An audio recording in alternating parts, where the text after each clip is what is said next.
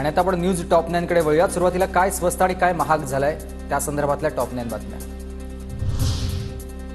अर्थसंकल्पातील घोषणेनुसार सोनं चांदी आणि दागिने त्याचबरोबर चामडा आणि तांब्याच्या वस्तू, मोबाईल, इलेक्ट्रिक वस्तू, कॅन्सरची औषधं आणि एक्सरे मशीन आता स्वस्त होणार आहे, तर प्लास्टिकच्या वस्तू, सिगारेट आणि विमान प्रवास महागलाय। राज्यभरात सोन्याच्या दरामध्ये मोठी घसरण। मुंबईमध्ये सोनं 5,000 स्वस्त, प्रतितोळा 69,000 आणि 3% जीएसटी।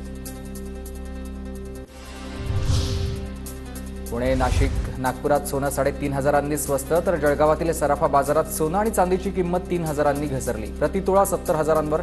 जळगावच्या सराफा बाजारात ग्राहकांची गर्दी उसळली। मोबाईल फोन, चार्जर, इलेक्ट्रिक वाहनं, विजेच्या तारा स्वस्त होणार। मोबाईल फोन आणि चार्जरवरील सीमा शुल्क 15% घटवलंय।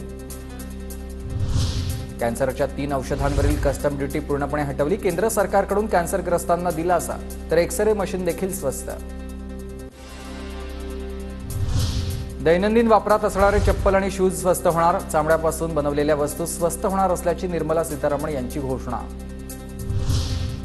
लिथियम आयन बॅटरी स्वस्त होणार। इलेक्ट्रिक वाहनांना फायदा, इलेक्ट्रिक वाहनं स्वस्त होणार, तर सौर ऊर्जा पॅनल, विजेच्या तारा देखील स्वस्त। झिंगे आणि माशांच्या ब्रूड स्टॉकसाठी न्यूक्लियस ब्रीडिंग सेंटरचं नेटवर्क उभारण्यासाठी आर्थिक सहाय्य, तर माशांपासून बनवलेली उत्पादनं स्वस्त होणार। अर्थसंकल्पात घोषणा।